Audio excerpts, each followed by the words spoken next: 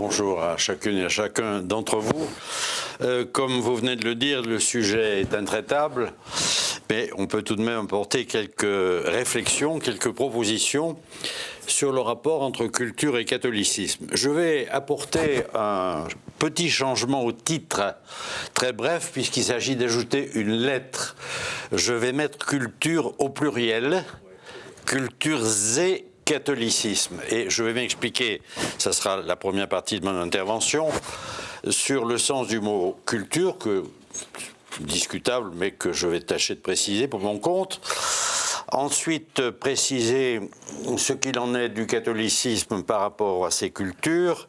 Et enfin, dans un troisième temps, quelques problèmes qui demeurent pendants sur cette question très vaste. Alors d'abord, qu'est-ce que j'entends par culture? Eh bien, je dirais qu'il faut partir de l'idée que nous ont montré nombre d'anthropologues et que l'expérience nous montre également, c'est que l'être humain est naturellement inviable. Comme disait le grand anthropologue André Leroi-Gourhan, le bébé est prêt à tout, mais il n'est bon à rien. De lui-même, il ne va pas parler le chinois, l'arabe ou le français, donc il n'est bon à rien, mais il est prêt à parler le chinois, l'arabe ou le français, à condition qu'il rencontre une société, un groupe, des parents, qui vont lui apprendre le chinois, l'arabe ou le français ou quelque autre langue. Mais en tant que tel, il ne parlera rien sinon des borborigmes incompréhensibles. Et de même, si on ne le nourrit pas, si on ne le lave pas, si on ne le soigne pas, c'est à la mort qu'il est en effet destiné. Donc l'homme est naturellement inviable, il faut donc qu'il se cultive. Et le bébé, on va le cultiver en lui apprenant des règles élémentaires de la politesse, en lui apprenant, comme je viens de le dire, une langue qu'il ne connaît pas naturellement, qu'il va recevoir de l'extérieur.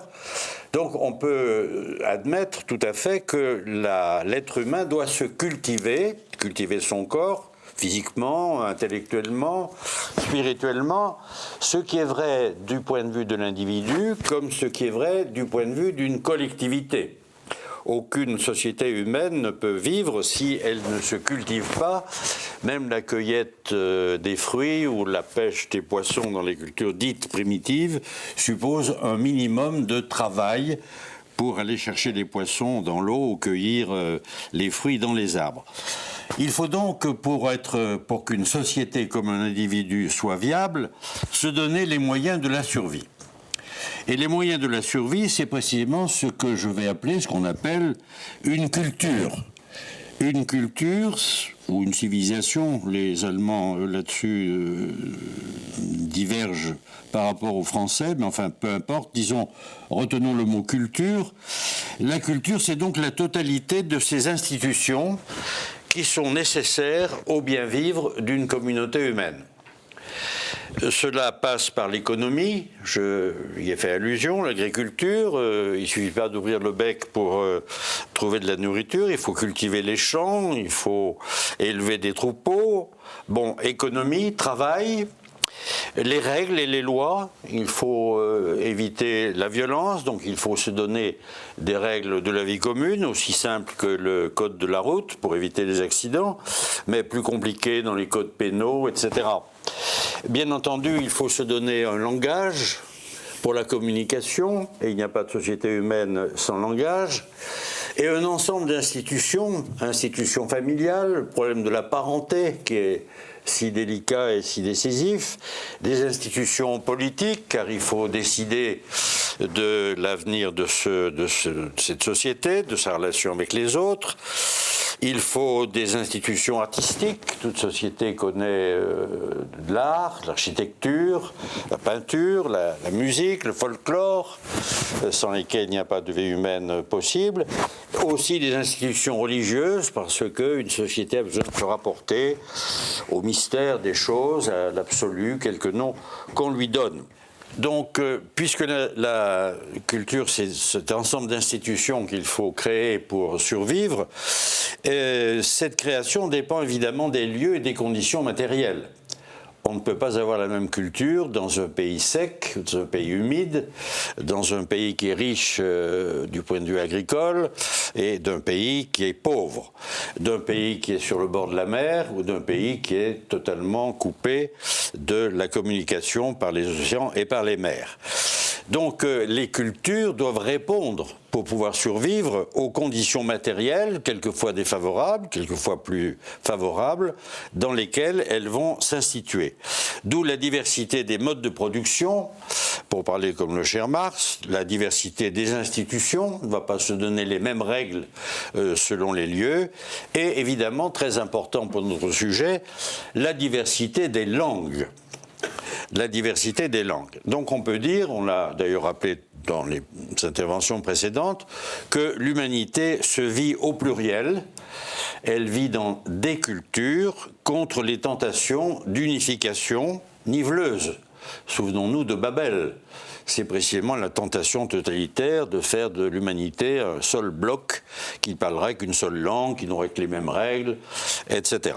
Donc l'humanité se vit nécessairement au pluriel, et nous avons dans la Bible évidemment le parallèle entre Babel, l'unification mortelle, mortifère, et la Pentecôte, où chacun entend le même message dans sa propre langue. Bon, voilà ce que je voulais dire très succinctement sur les cultures comme une sorte de nécessité sans lesquelles l'humanité ne pourrait pas affronter la vie. Et donc, elle se doit d'inventer des institutions qui lui permettent d'affronter le présent et de se donner les moyens de l'avenir. Alors, qu'en est-il du catholicisme par rapport à ce que je viens de dire ? Je crois qu'il a un rapport spécifique, disons, pour être bref et sans doute trop sommaire, que cette attitude est une attitude d'accueil plutôt que de critique. Alors, je vais développer la chose en deux temps. Il est une religion de l'accueil parce qu'il est une, et c'est le christianisme d'ailleurs en général, il est une religion seconde. Comme chrétiens, saint Paul nous l'a rappelé avec beaucoup de force, nous sommes des héritiers. Nous sommes greffés sur un tronc que nous n'avons pas créé, qui est le tronc du judaïsme. D'où le rapport que nous connaissons bien entre l'Ancien Testament et le Nouveau Testament. Et la tentation que nous connaissons, Marcionis, c'est d'éliminer l'Ancien Testament au profit du Nouveau. Or, le Nouveau est inintelligible sans l'Ancien, même si l'Ancien pose des problèmes redoutables au Nouveau. Alors, ce qui est intéressant pour notre sujet, c'est que le christianisme et le catholicisme en particulier dépendent d'une culture religieuse précise et particulière qui l'enracine dans une tradition déterminée. Nous sommes les fils d'Israël, finalement. Nous sommes des fils, peut-être bâtards, si on veut. Enfin, nous sommes des descendants, nous sommes sémites du point de vue spirituel. Alors ça, c'est très important parce que ça veut dire que la révélation chrétienne n'est pas un bloc donné d'en haut, une révélation totale qui exclurait le reste. Et voilà une grande différence majeure avec l'islam, qui, comme on l'a rappelé tout à l'heure, prétend que les juifs comme les chrétiens ont falsifié leurs écrits et donc il ne s'agit pas, on ne peut pas en tenir compte. Et si on lit le Coran, comme il faut le faire aujourd'hui si on veut être cultivé, on ne retrouve pas l'Ancien Testament. On retrouve des bribes, mais un Ancien Testament totalement digéré et pour le coup déformé. Et l'islam a un rapport très négatif par rapport aux cultures antérieures, ne veut pas entendre parler du monde grec et du reste. La tradition chrétienne, au contraire, parce qu'elle est enracinée dans une autre, ne peut pas avoir cette attitude de fermeture. Le Nouveau Testament dépend de l'Ancien Testament. Donc la révélation chrétienne n'est pas un bloc donné d'en haut, qui ne devrait rien aux traditions humaines, puisque nous sommes des héritiers. Donc nous avons reçu un don. Et nous ne cherchons pas à écarter ces cultures comme polythéistes, c'est ce que disent les musulmans, impures ou païennes. D'où, et c'est la deuxième remarque que je voudrais faire, D'où le problème de l'évangélisation. L'évangélisation consiste à annoncer un message révélé, le Christ, la mort et la résurrection du Christ, mais annoncer ce message à des cultures existantes, à des cultures qui ont leur consistance propre parce qu'on estime qu'elles sont voulues par le Créateur. Le Créateur a donné à l'homme les moyens de sa survie à condition qu'il les mette en œuvre. Donc, d'une certaine façon, la création est inachevée, c'est à l'homme de se donner les institutions nécessaires à survivre. Ce que je disais tout à l'heure, nos malheureux parents, Adam et Ève, ben, ils sont, si je puis dire, à poil. C'est à eux de cultiver la terre avec la sueur de leur front, d'engendrer des hommes, etc. Donc ces cultures, elles sont considérées comme positives. Et bien entendu, l'évangélisation ne peut pas les balayer d'un trait de plume. C'est ici à nouveau que saint Paul est tout à fait intéressant, et notamment dans l'Épître aux Romains, au chapitre 2, verset 14. Le grand problème de l'évangélisation pour Paul, c'est de savoir s'il faut demander aux païens de devenir des juifs, c'est-à-dire d'obéir à la Torah, de pratiquer la circoncision, ou si au contraire, il faut les laisser dans leur statut de païen. Alors le chapitre que je cite est tout à fait intéressant parce que Paul dit, mais non, mais c'est leur conscience, Suneidesis, Monseigneur de Romanet y a fait allusion tout à l'heure, c'est leur conscience qui leur tient lieu de Torah. Alors ça nous paraît évidemment à nous tout à fait banal, nous avalons ça comme du petit lait, mais qu'un juif aussi juif qu'était saint Paul en vienne à dire la conscience du païen lui tient lieu de Torah, et c'est là-dessus qu'il sera jugé au jugement dernier. Saint Paul, qui ne manque pas d'audace, prétend que Dieu va juger sur la conscience des gens. C'est quand même quelque chose d'absolument formidable. Alors, la conscience, bien entendu, qui leur tient lieu de loi, mais la conscience qui doit discerner. Autrement dit, il ne nous demande pas aux Athéniens, aux Corinthiens, aux Romains de devenir des Juifs.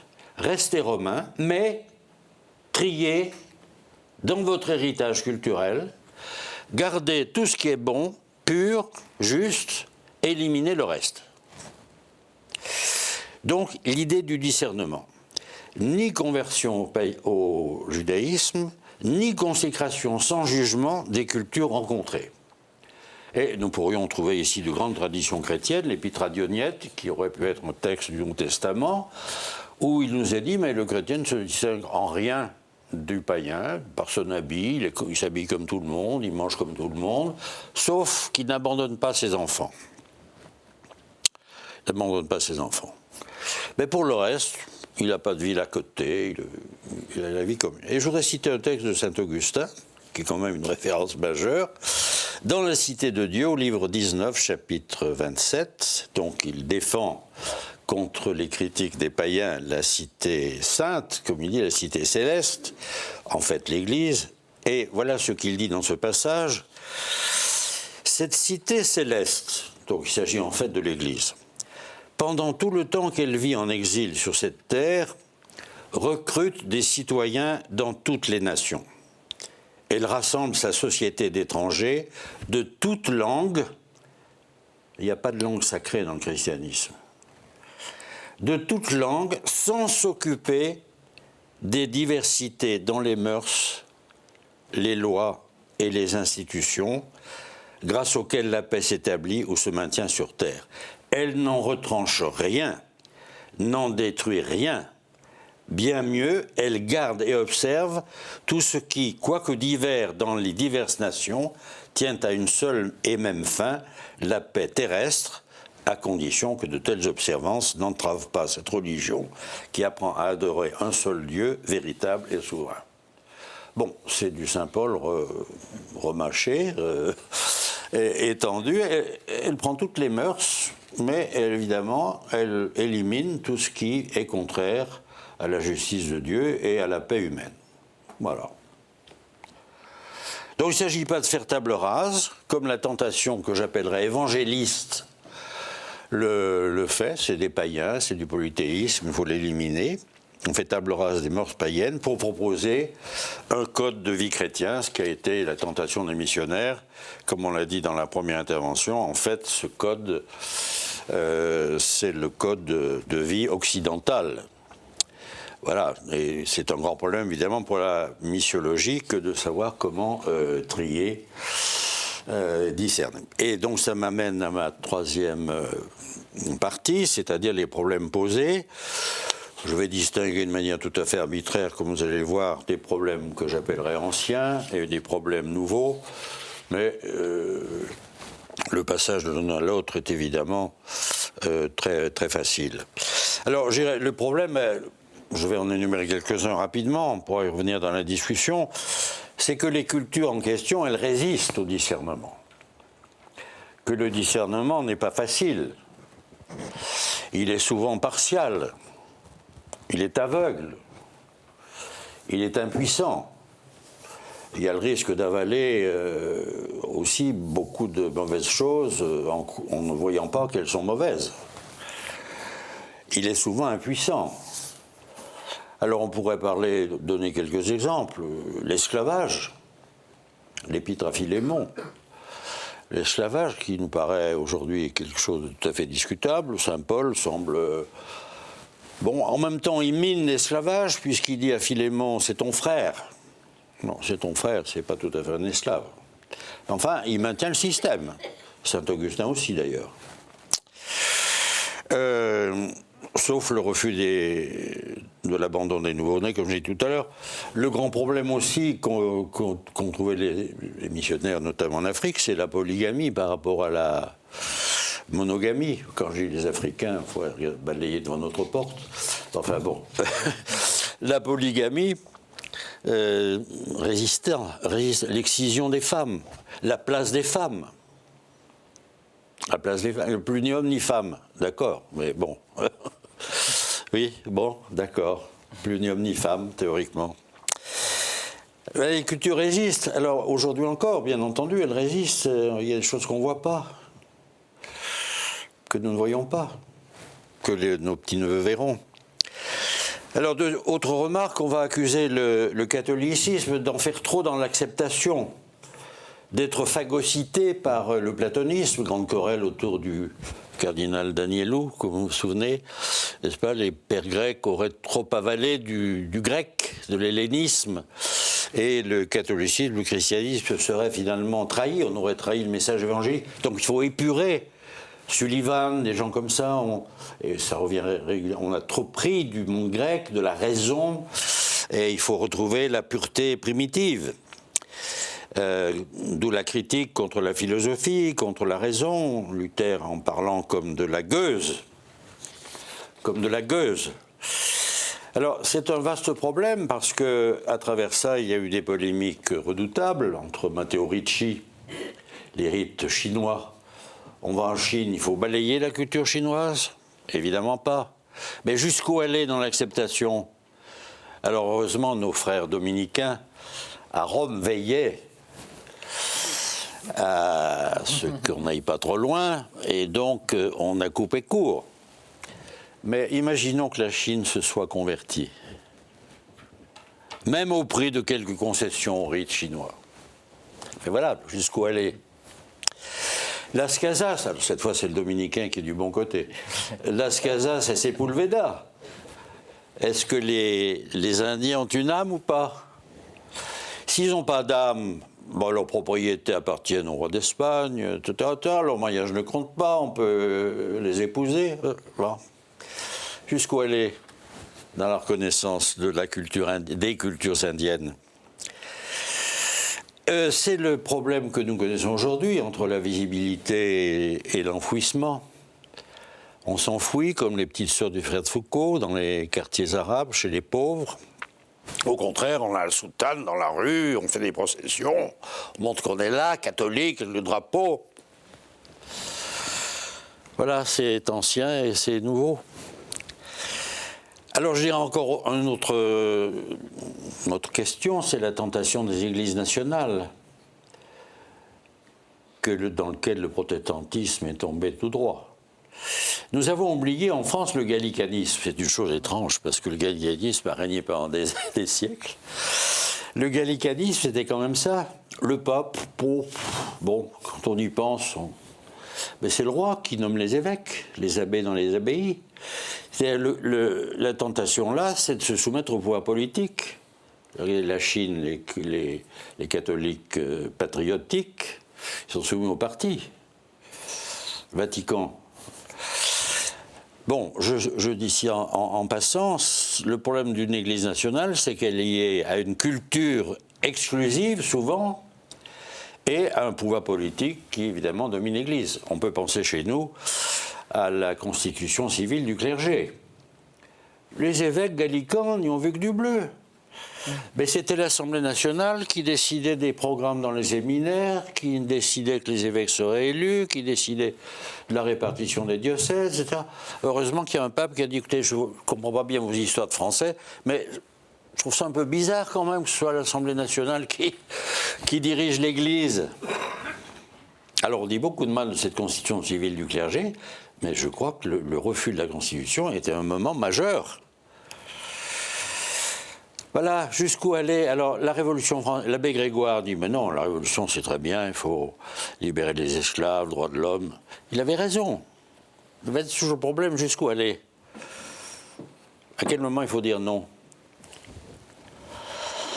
Alors, voilà, on pourrait dire les problèmes nouveaux, c'est ce que les prédécesseurs ont évoqué, c'est-à-dire la mondialisation uniformisante, et les nationalismes populistes.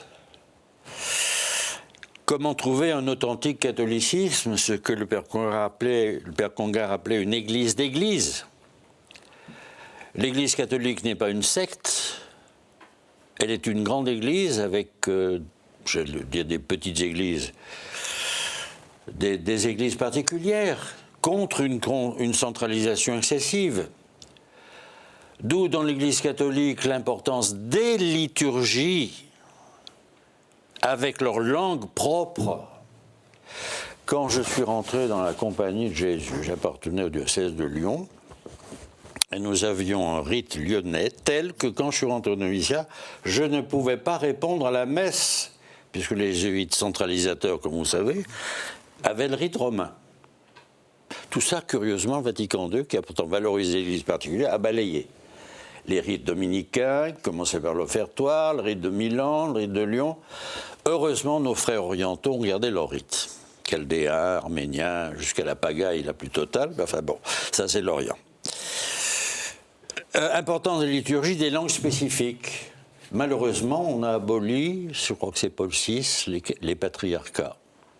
Donc le rite latin s'impose de Valparaiso à Shanghai. Pas tout à fait, heureusement qu'il y a l'Orient qui résiste. Alors, c'est toujours la même histoire, c'est-à-dire que jusqu'où aller, et on voit bien la tentation qui est celle de la contre-culture, et nous trouvons des problèmes de la modernité, la critique d'un certain nombre de catholiques. Madame Delsol vient de sortir un livre polémique, très très sévère contre la modernité.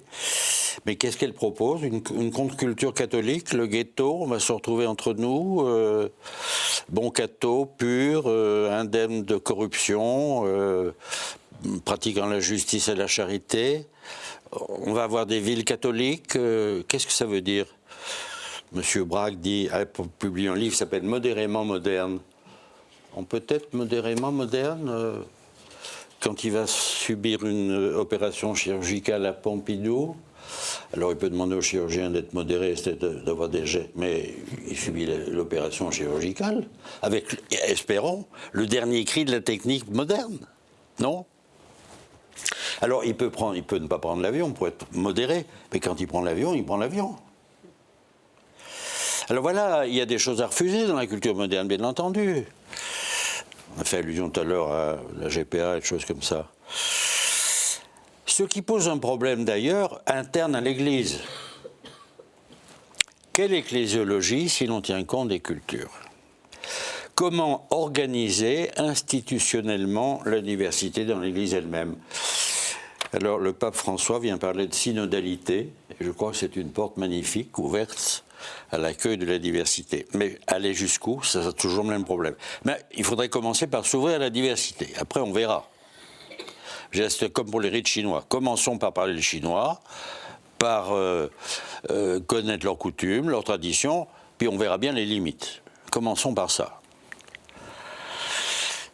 Alors je conclus, la question que je viens de, qui nous habite n'est pas propre au catholicisme, c'est le problème des rapports difficiles, conflictuels entre culture et civilisation.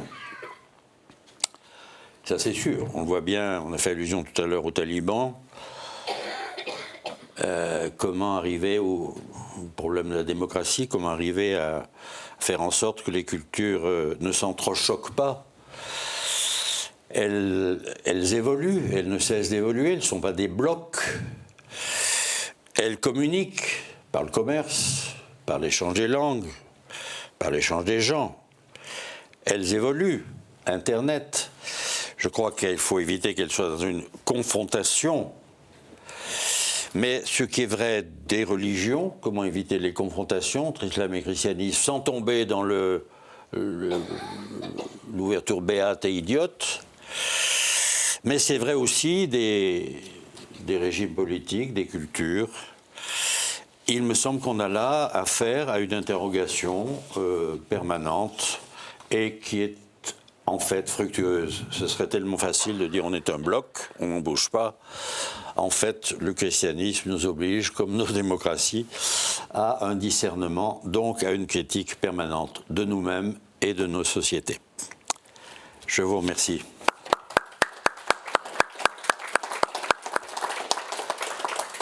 Merci beaucoup, Père Valadier. Alors, vous avez donné tort à cette querelle entre dominicains et jésuites. Vous savez, quand un dominicain monte en chair, Dieu ne sait pas ce qu'il va dire. Et quand un jésuite descend de chair, Dieu ne sait pas ce qu'il a dit. Mais, voilà. Mais là, ce n'est pas le cas. L'avantage avec le Père Valadier, c'est qu'on a parfaitement compris, c'est d'une clarté, et ce sont des questions extraordinairement fécondes et qui permettent à la fois de poser la question en termes, j'allais presque dire philosophiques, mais aussi historiques. Il y a les deux articulations. Je propose à Monseigneur de Romanet et à Fabien Vasseur de nous rejoindre sur la tribune pour, du coup, maintenant, lancer le débat avec la salle, et donc de pouvoir réagir et partager vos réflexions, à partir, naturellement, de ce qui a été dit, mais on peut ouvrir sur d'autres éléments. Finalement, une question qui est apparue commune aux trois, et que vous avez bien relevé, Père Valadier, dans votre intervention. De toute façon, nous portons tous une culture qui, comme vous le dites, est appelée à évoluer et qui est appelée à disparaître, ou en tout cas à se reconfigurer. Comment expliquer aujourd'hui les crispations de nature identitaire qui ne sont pas propres d'ailleurs à notre époque, puisque d'une certaine façon, le texte que Fabien nous a lu sur Chateaubriand disait aussi ces mêmes angoisses, même si elles s'étaient portées par une espérance. Comment comprendre finalement que nous ne savons plus comprendre, que nous vivons dans une histoire et que des formes s'effacent, de nouvelles formes arrivent, qu'il y a malgré tout un processus de civilisation, qu'il y a des prises de conscience qui ne sont pas linéaires, il y a des flux et des reflux, mais voilà que finalement l'aventure de vivre à la fois comme individu mais comme collectivité, c'est jamais quelque chose de fixe et d'intangible. Pourquoi cette conscience disparaît? Quelle réponse apporteriez-vous à cette première question? Juste un mot sans peut-être répondre totalement directement à la question. Ce qui me frappe, c'est l'extraordinaire capacité de l'Évangile à s'adapter à l'évolution des cultures des époques. Et ce qui frappe aussi, c'est à la fois la vitesse d'évolution technique qui est aujourd'hui considérable, de manière exponentielle. Ceux qui ont vécu au début du XXe siècle, il y avait une découverte majeure tous les 10 ans. Aujourd'hui, c'est tous les 3 mois qu'on change de logiciel. Ça s'accompagne d'une évolution des mentalités et des cultures absolument incroyable. Le fait pour toute la jeune génération d'être totalement connectée, d'envoyer 300 SMS par jour et tout ce que les réseaux sociaux donnent, qui est une richesse d'accès à la culture absolument extraordinaire. On voit bien que ça change très profondément. La manière dont la culture et les mœurs évoluent à une vitesse stupéfiante est quelque chose qui conduit tout homme contemporain à porter sur ses épaules le poids de l'humanité entière, puisque le moindre incident dans une usine de Tokyo est su à Paris dans la minute. Et donc je pense que on a effectivement ce mouvement dialectique entre une ouverture à l'universel qui nous est offerte par la technique et la réalité humaine et spirituelle de la capacité de chacun à porter cela, qui le dépasse à bien des égards. Et la capacité de faire de l'autre mon prochain, quand ce prochain devient à ce point universel, ça devient avec un sentiment d'écrasement et d'impuissance. Et ce repli identitaire, qui est effectivement extraordinairement préoccupant, est une sorte de retour de balancier à cette réalité des relations humaines dans leur concret, qui aujourd'hui, dont on est dépossédé à bien des égards, par cette illusion de contact que donnent tous les followers et autres amis de Facebook et compagnie, qui quand même marquent la culture de manière incroyable. Et je pense que la moyenne d'âge de notre Assemblée nous donne d'être puissamment déconnectés d'une réalité totalement stupéfiante. Oui, pour ma part, moi, je n'ai pas de réponse à l'immense question que vous posez. Je crois qu'il y a une espèce de tentation du déclinisme et une complaisance à l'égard du déclinisme qui me paraît être une facilité. Parce que, concrètement, je ne crois pas que nous soyons vraiment sur le déclin. Ce qu'il y a, c'est que nous avons été une civilisation dominante, et que nous ne le sommes plus. Alors ça crée évidemment des nostalgies, des repentances, etc., des choses comme ça. Mais, par exemple, sur le problème des immigrés, ces immigrés sont en grande partie, me semble-t-il, des musulmans. Est-ce qu'ils vont en Arabie Saoudite chez leurs frères ? Et viennent dans cette Europe dont on nous dit les valeurs sont à volo. Qu'est-ce qu'ils viennent chercher sinon la liberté d'expression, la sécurité, la considération de leur dignité? Non, je ne sais pas. En tout cas, ils ne vont pas en Arabie Saoudite. C'est quand même curieux. Qui est un pays riche, qui a des dollars à dépenser dans des gratte-ciel insensés. La démocratie, on peut dire, elle est très malade, mais regardez Hong Kong, Taïwan, ils désirent tellement être sous la botte de M. Xi Jinping. Alors on peut dire la démocratie est malade, ça tourne mal, il y a Zemmour, il y a des tas de fous. Bon, oui, bien sûr. Mais finalement, l'Europe... Hier, je crois que Macron a fait un très beau discours, non ? L'Europe, elle tient quand même le coup. Écoutez, quand même, tous ces peuples si différents, qui ont des langues différentes, des traditions opposées, qui se sont battus à mort. Maintenant, on dit, allez, les jeunes, vous allez faire votre service civique en Pologne, vous allez en Lituanie, vous allez au Portugal. C'est le déclin, ça ? Alors, c'est le déclin de certains nationalismes, ça, c'est sûr.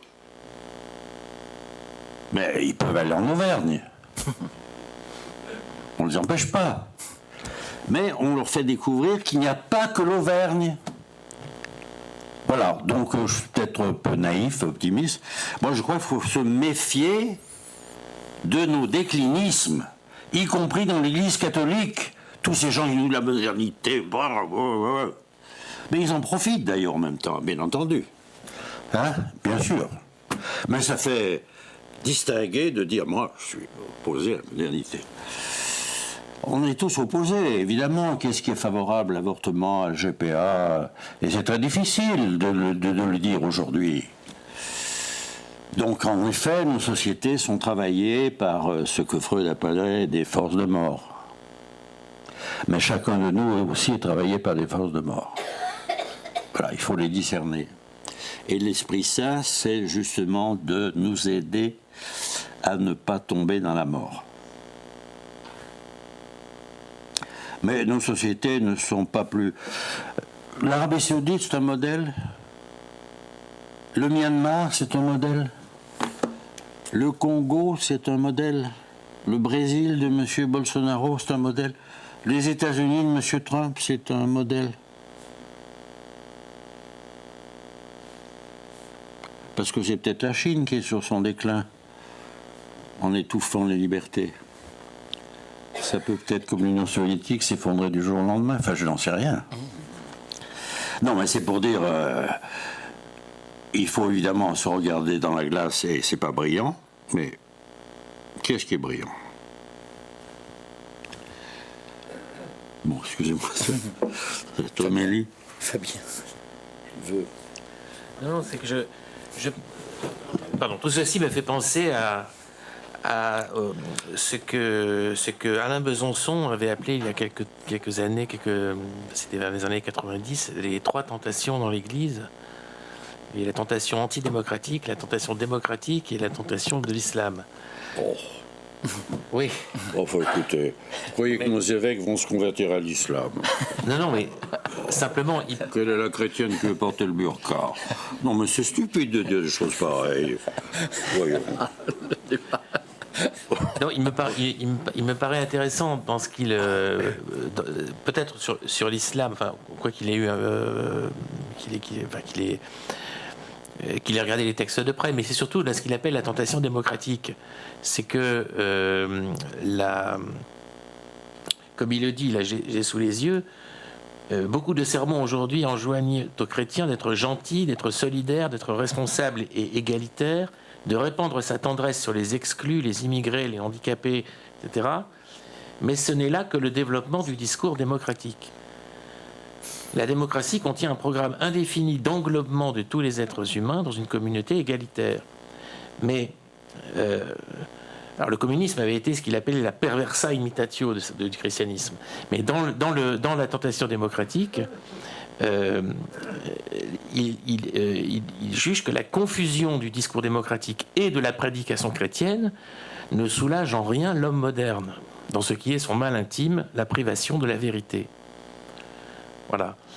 Je lis toujours ce passage et après. Dans le communisme, le contraire de la vérité était le mensonge, et le mensonge était la nature même du communisme. Dans la démocratie, le contraire de la vérité est l'insignifiant, et l'insignifiant est une menace pour la vie démocratique. Et il évoque donc la relativité de la vérité, sa réduction à l'opinion, l'affadissement progressif de l'opinion, qui crée un vide métaphysique qui fait souffrir l'homme moderne.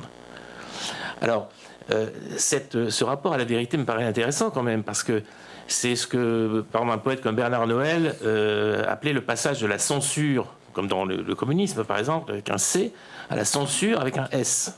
C'est que tout le monde peut s'exprimer, mais tout le monde peut effectivement prophétiser même, mais il ne rencontrera que l'indifférence. Et donc, il y a comme effectivement un déficit de vérité là, du fait de la confusion, effectivement, de la comment dire, de la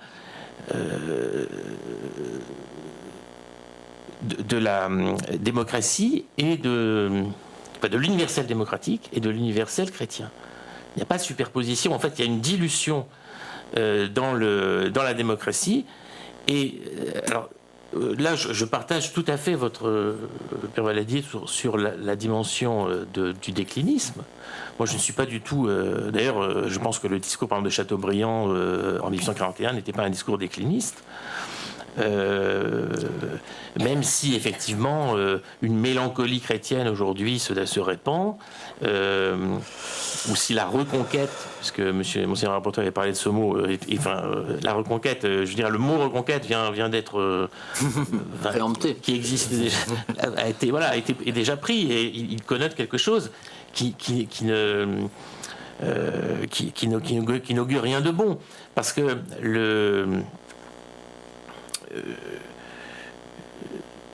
Le risque, quand j'évoquais le pape François avec le naufrage de civilisation, ce qu'il évite, le naufrage de civilisation au nom de valeurs prétendument chrétiennes.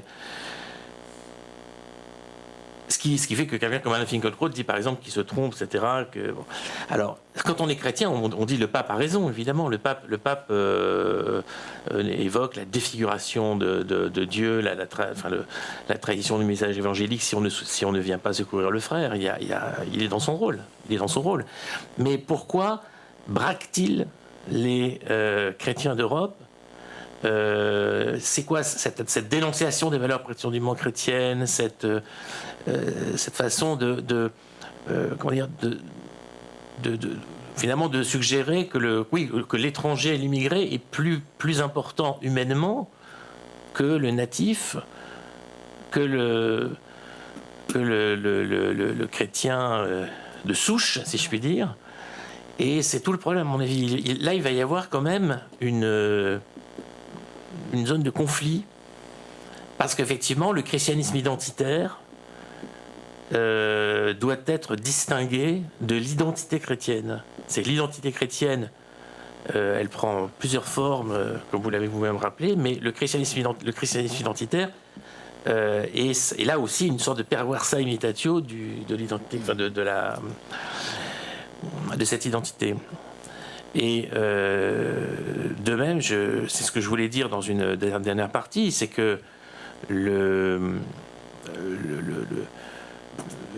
plaide, là où Guillaume Cuchet, alors je ne sais pas comment vous le classez sur l'échiquier du discours sur le christianisme, dans son dernier essai qui s'appelle « Le catholicisme a-t-il de l'avenir en France ?», il y a un certain pessimisme quand même qui se dégage de ce livre.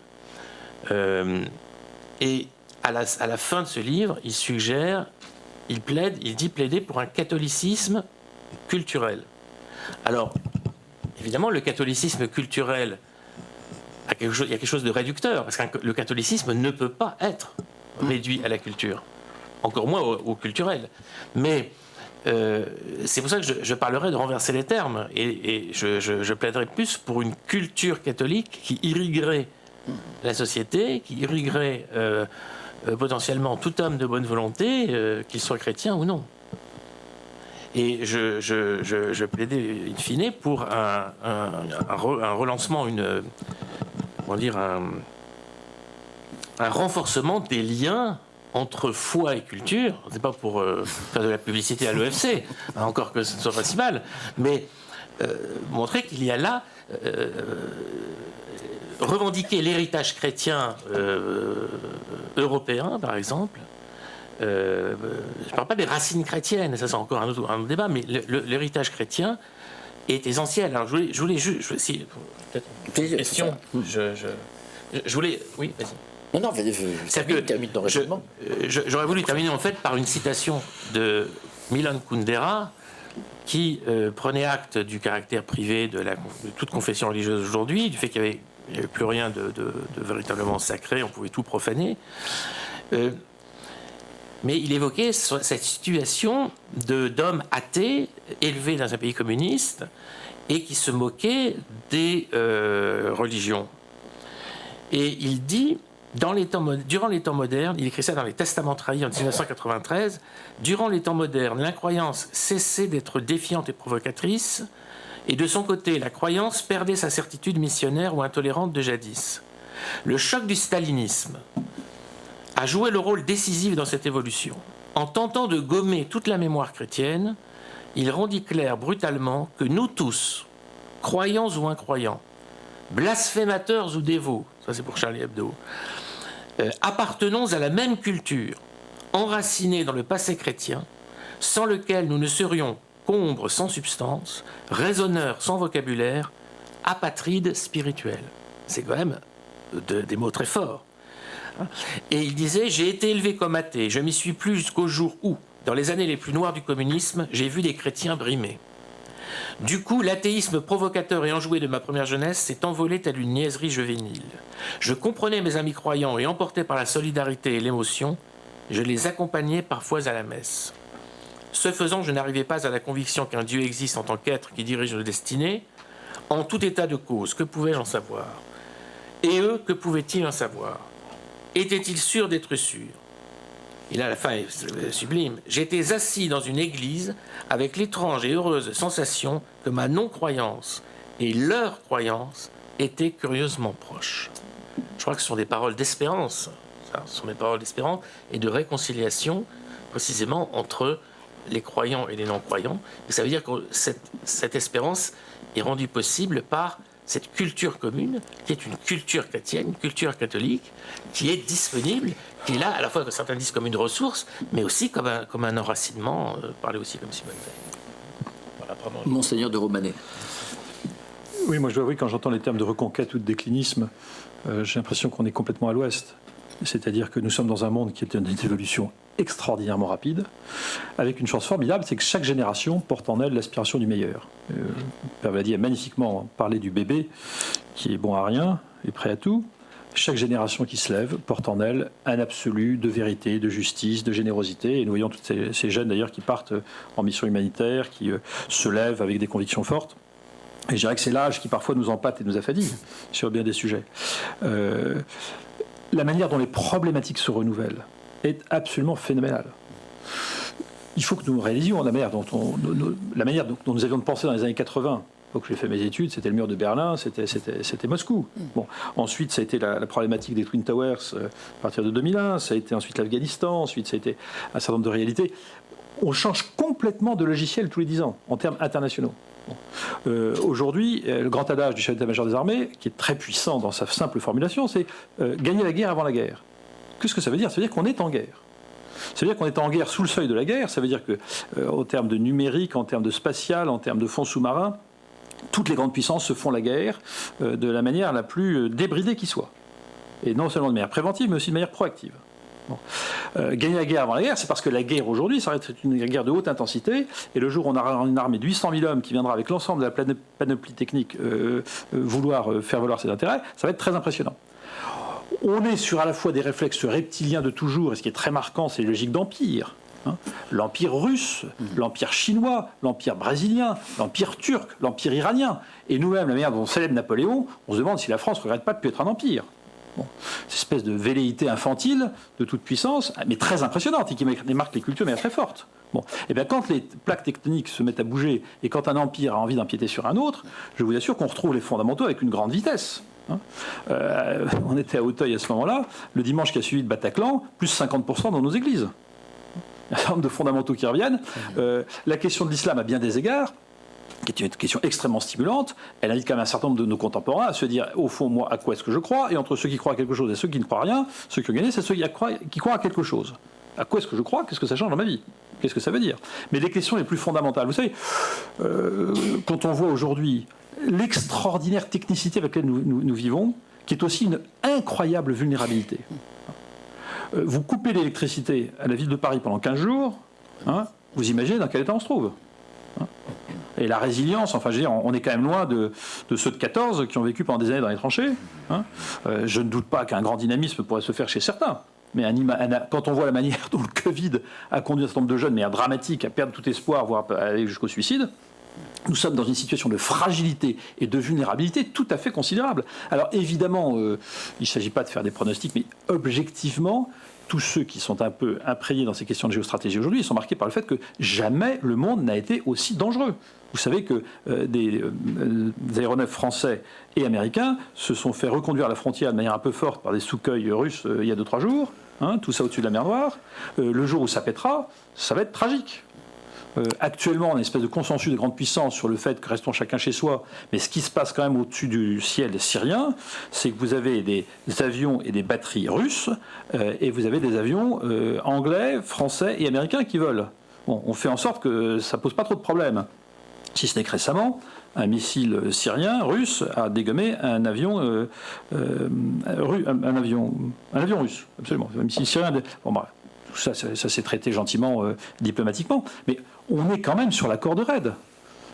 Et nos moyens techniques aujourd'hui, vous imaginez une erreur dans l'emploi des armes très sophistiquées que nous avons aujourd'hui, vous imaginez aussi ce qui se passe si on coupe complètement l'Internet. Vous n'avez plus accès à rien, vous ne pouvez rigoureusement plus rien faire.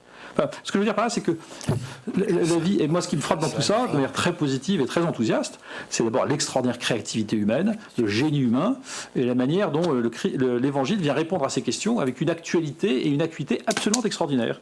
Donc je participe de ces dynamiques que le cardinal Lustiger articulait si brillamment sur le fait que nous sommes à bien des égards à l'aube du christianisme, en tout cas que le christianisme répond aux questions contemporaines en constante évolution avec une acuité extrêmement forte, et que donc c'est une ressource tout à fait extraordinaire à accueillir dans la diversité des cultures qui nous portent, bien évidemment.